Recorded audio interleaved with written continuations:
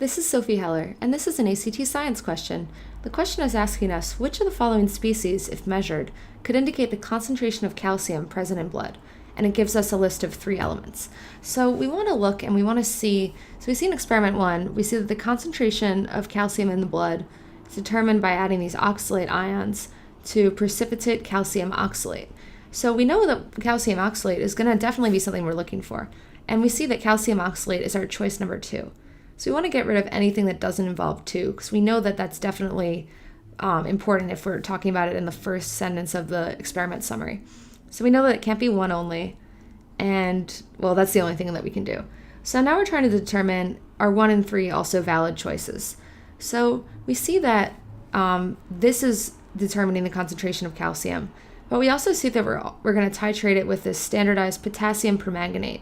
And indeed, we see that choice number 1 is permanganate.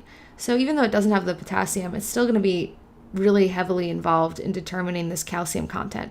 We see it here, we see this permanganate, we see the calcium oxalate, and those are the things we see.